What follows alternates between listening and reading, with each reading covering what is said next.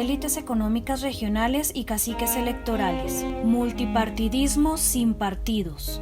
Bueno, creo que el análisis en Colombia debería empezar por encontrar los comunes denominadores que tiene la actual situación política latinoamericana, con qué de esas lecciones que estamos aprendiendo podrían traerse a Colombia. Me parece que no estamos leyendo bien varios fenómenos. El primero, que aquí hay una crisis del sistema representativo. El sistema representativo que se utilizó en el siglo XIX para superar el comunismo a través de la representación socialista, de los partidos como intermediarios entre el pueblo y el poder. Ese sistema está en crisis en América Latina. Y está en crisis en buena parte por la propia crisis del sistema presidencialista.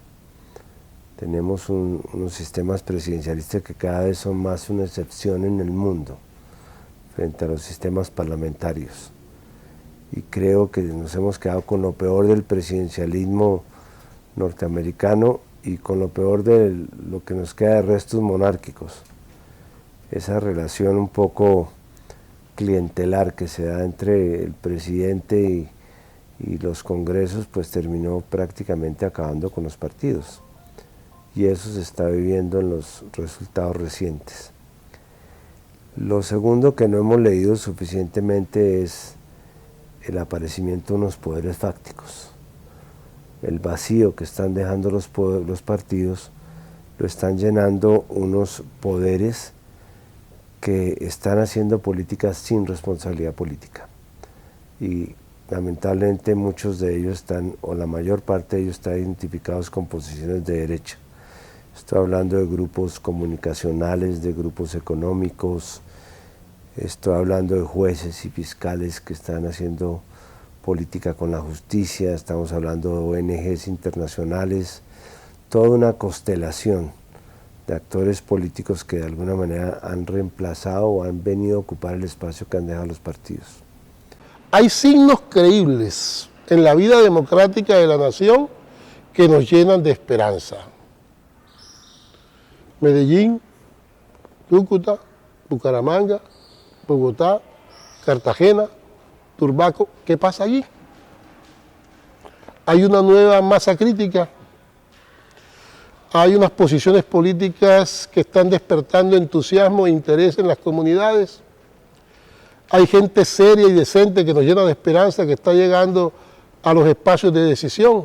Veo positivo en este escenario del posacuerdo esos cambios que se están teniendo en la vida política de la nación en ciudades importantes,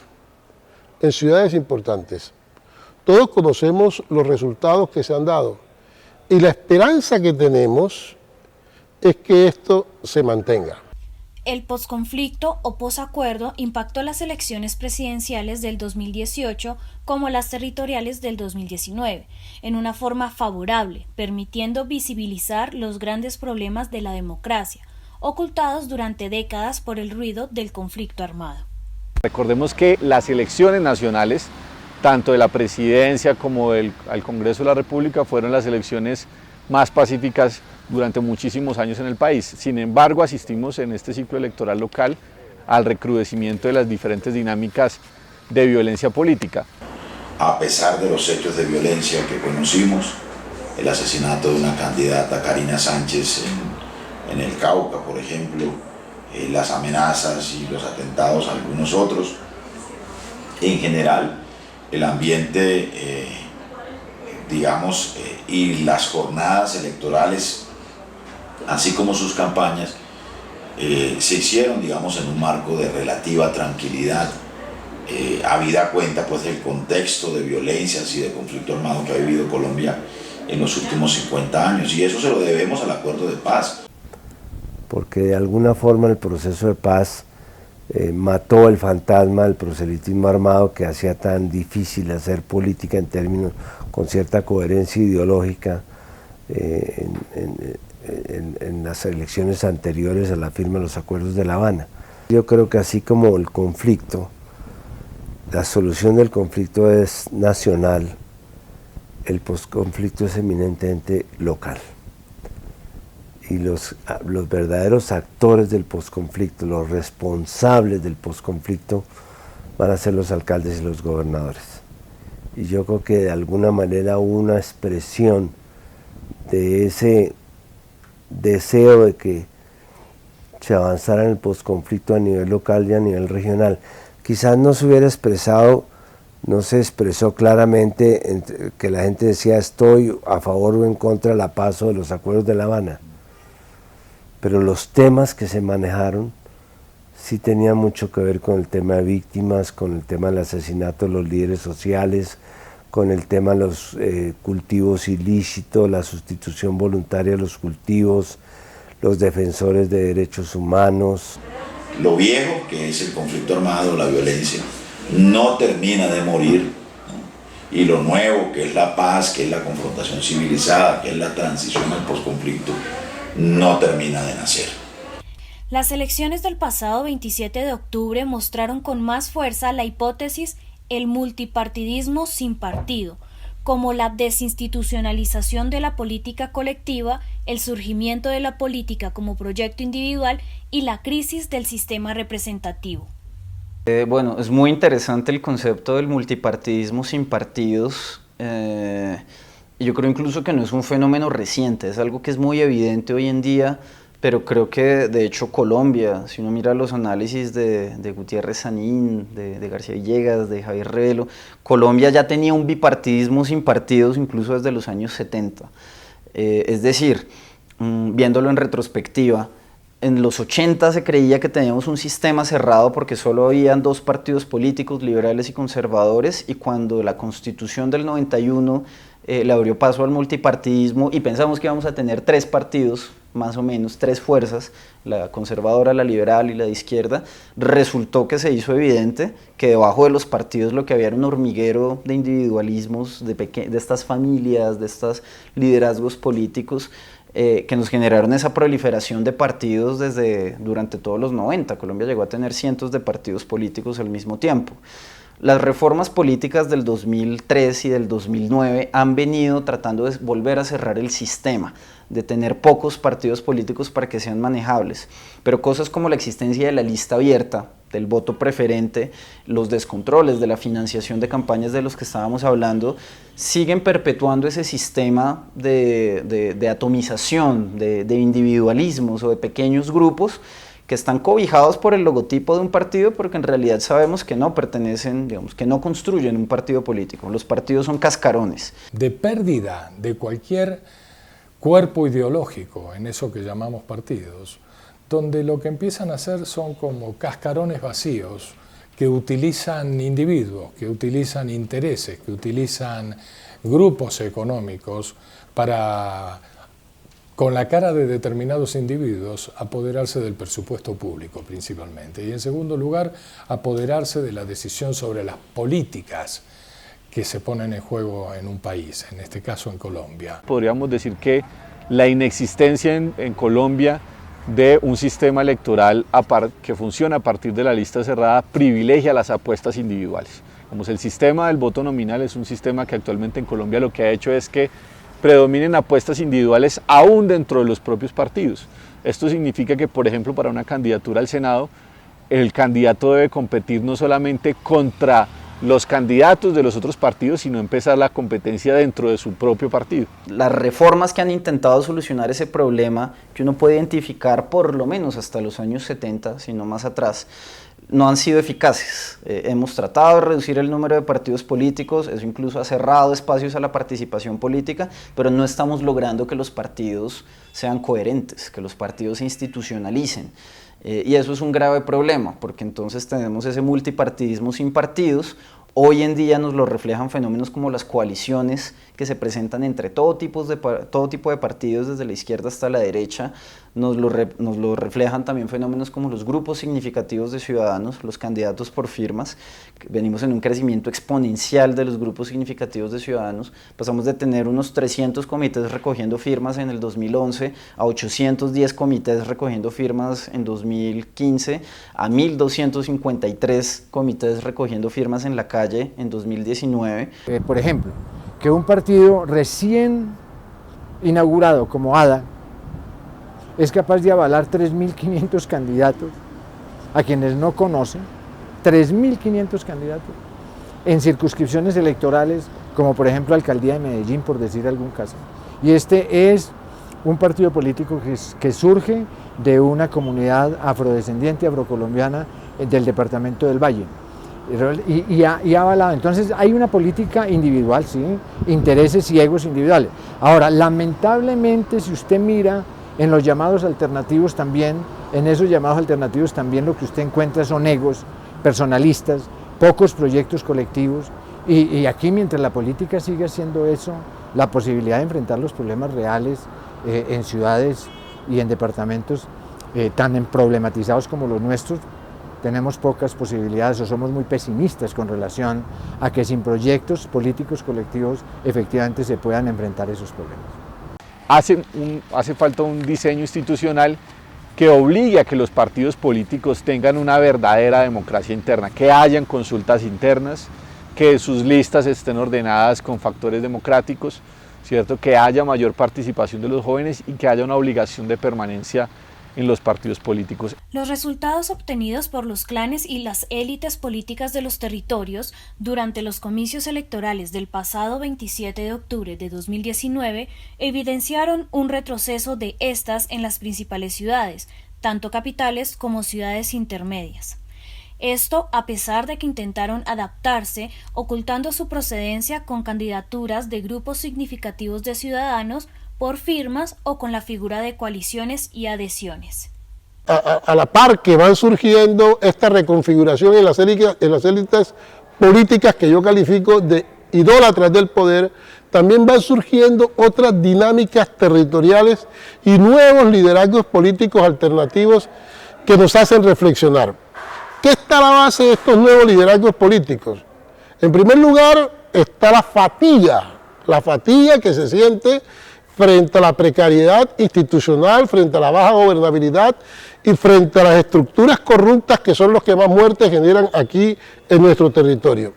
En segundo lugar está el grado de indignación comunitaria que hay en la gente por ver el prolongamiento en el tiempo de promesas rotas, de grandes problemas no resueltos, y allí vienen las propuestas alternativas para ver si encontramos caminos acertados de esperanza. Los movimientos significativos de ciudadanos fueron previstos en la Constitución y sobre todo en la Ley de Partidos, en la 1475, como un mecanismo de expresión de los ciudadanos que no se sienten interpretados en los partidos políticos.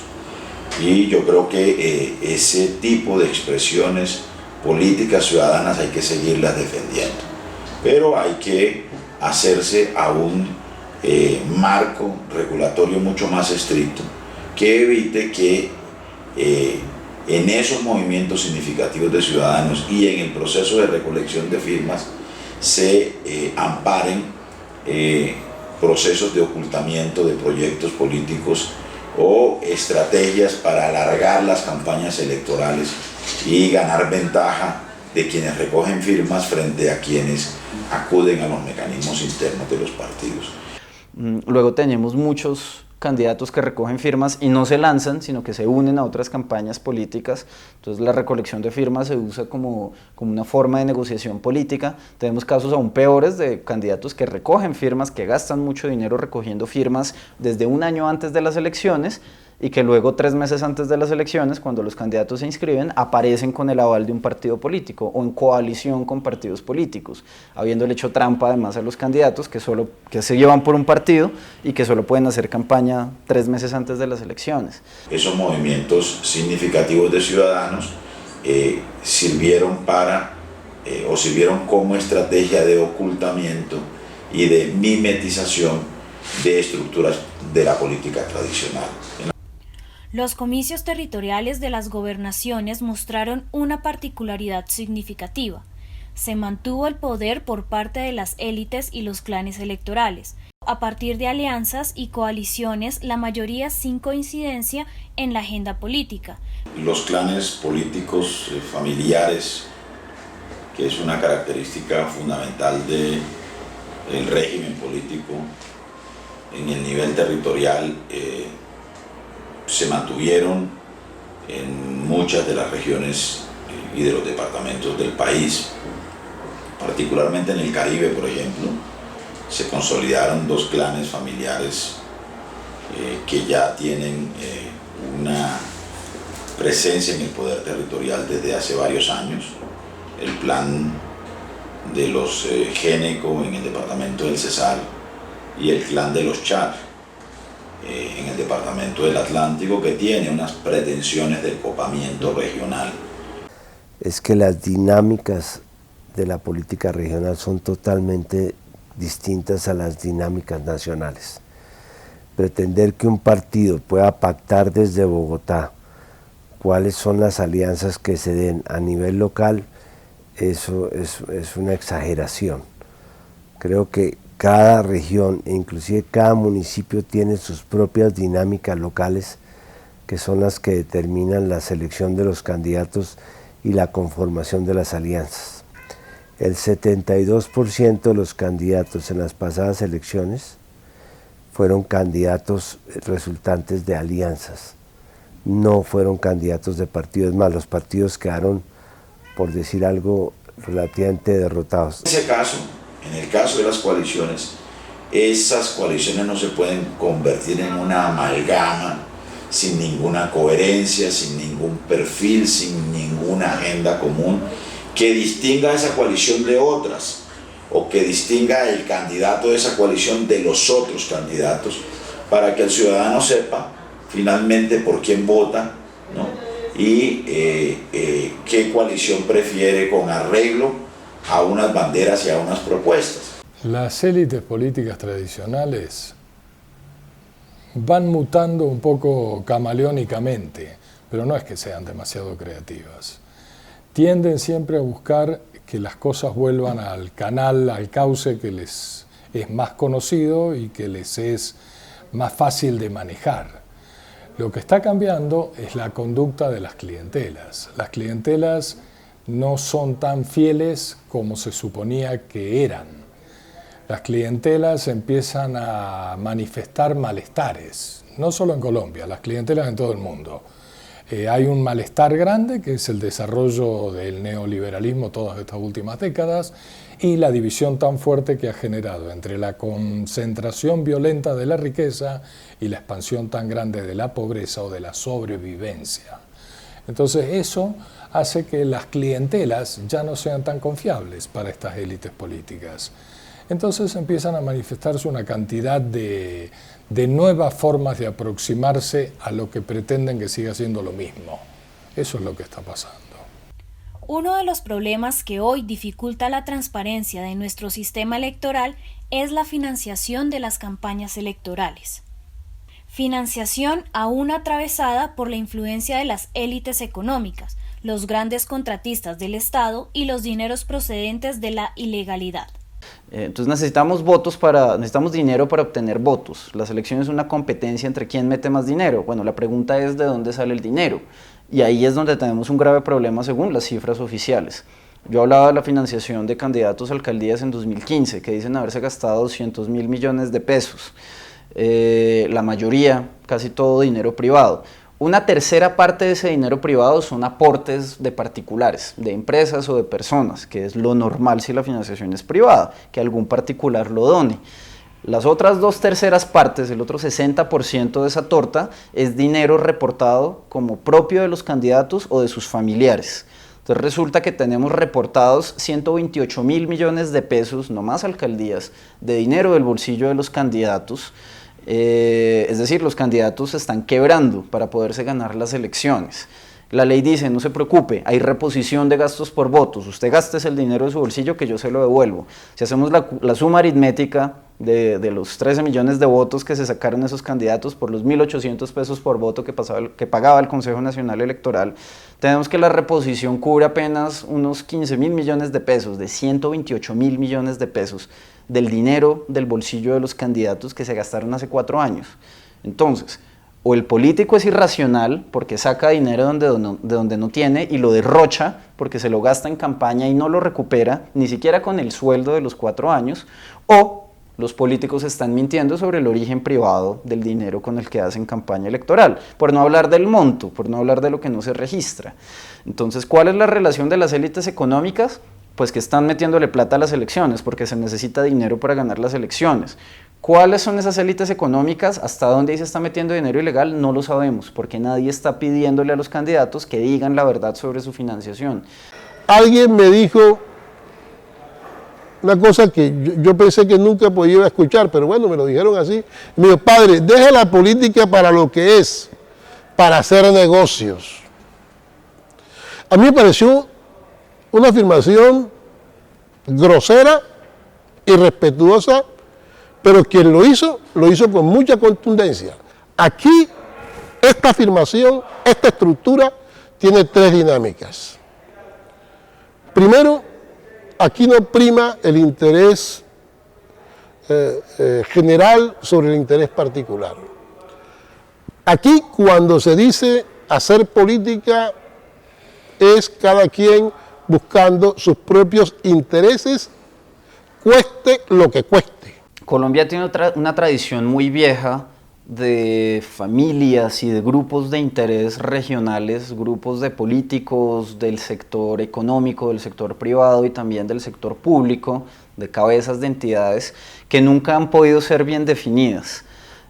Aquí en Colombia, lamentablemente, los medios y a veces la academia, a veces muchas organizaciones, tenemos una cierta hipocresía al hablar de la democracia, como si tocara hablar de democracia como la competencia de un candidato o una candidata que con sus ideas quiere representar a la ciudadanía, y aunque eso es la idea de la democracia, en la realidad desde hace mucho tiempo nuestra democracia son grupos de interés, con unos intereses económicos muy claros en que los gobiernos tengan unas políticas públicas que favorezcan a esos grupos económicos, ya sea por las decisiones que toman o sobre todo por los contratos que se hacen, es decir, grupos que quieren acceder a la contratación pública. Financiación que deja absolutamente cooptados a los mandatarios electos y totalmente comprometidos los puestos y presupuestos.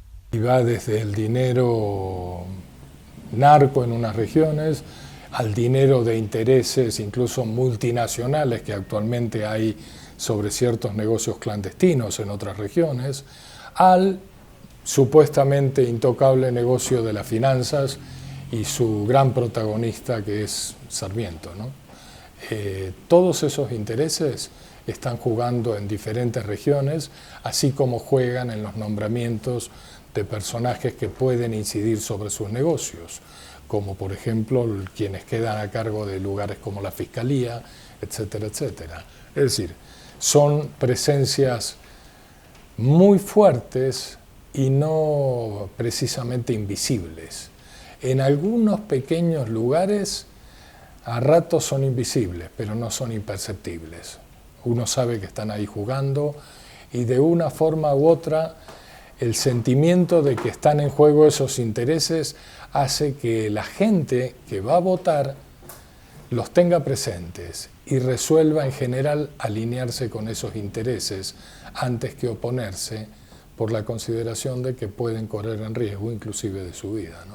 Ya se nos pasó toda la campaña electoral y nadie le exigió a los candidatos que reportaran cuentas, pero lo que sí le hemos dicho a las autoridades, incluyendo a la Fiscalía especialmente, es por allá hacia el 27 de noviembre, cuando los candidatos le entregan sus cuentas a las campañas, a los partidos políticos, o hacia el 27 de diciembre, cuando los partidos políticos por ley le entregan al Consejo Nacional Electoral las cuentas definitivas, cuando todos estemos de fiesta de fin de año, nos van a llegar los datos de financiación del 2019. Y ahí vamos a poder ver cuántos candidatos, cuántos de ellos ganadores además, invirtieron supuestamente sumas millonarias de su bolsillo, del de sus esposas o esposos, del de sus hijas, del de sus tíos. Y ahí la Fiscalía, la DIAN, la UIAF del Ministerio de Hacienda, la Contraloría, deberían empezar a ir a preguntarle a estas personas de dónde salió tanto dinero propio, porque por ahí está la pista para ver quién verdaderamente está financiando y ganándose las elecciones en Colombia. Las redes sociales cambiaron la forma de hacer campaña política y generaron un nuevo voto de opinión, una participación más activa de la juventud a partir de la democratización de la información, hecho que redujo sustancialmente la abstención. Las redes sociales fue una oportunidad para enfrentar la información oficial. La información oficial.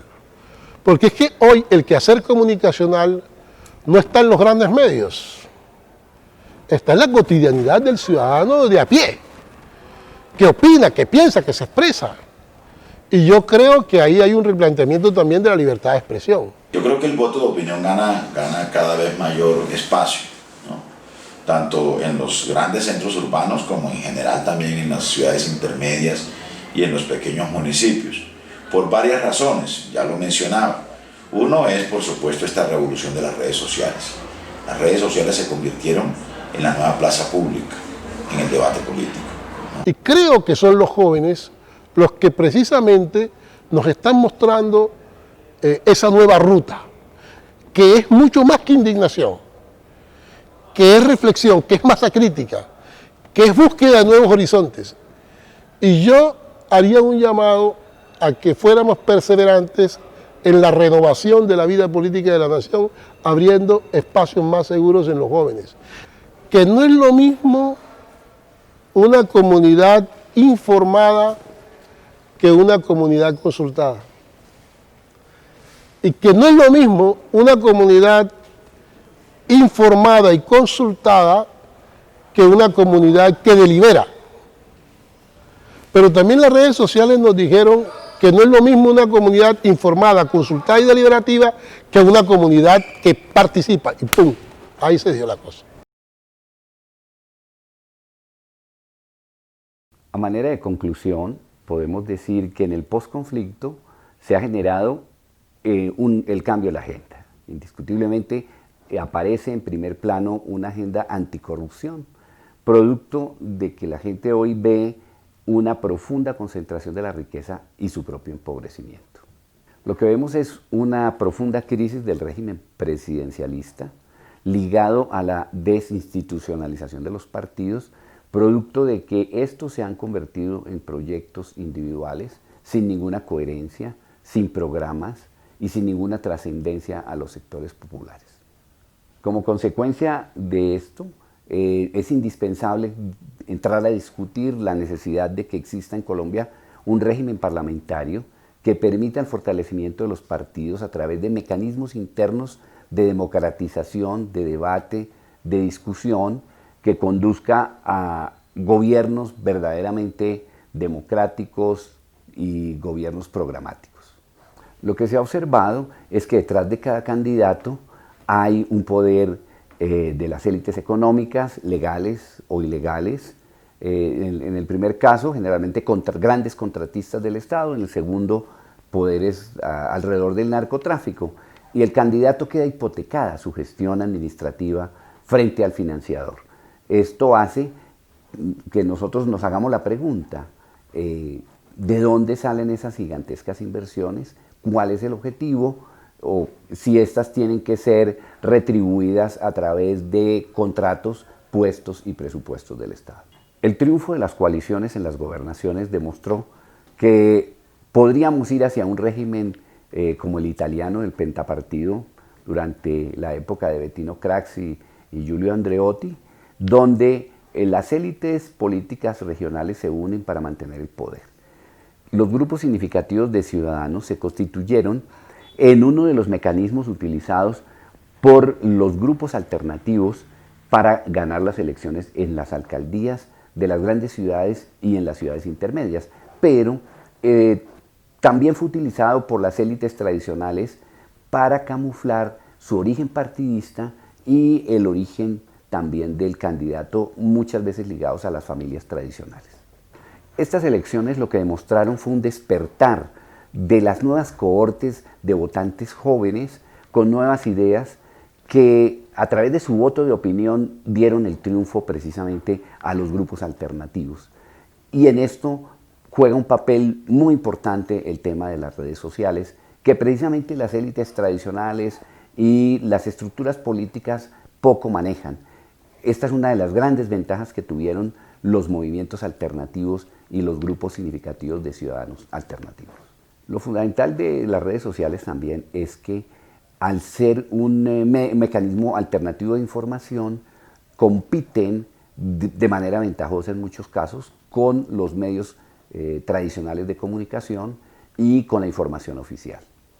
Esta investigación se desarrolló en territorios emblemáticos como la Costa Atlántica, Bolívar, Magdalena y el Atlántico, Valle del Cauca, Eje Cafetero, Antioquia y Bogotá.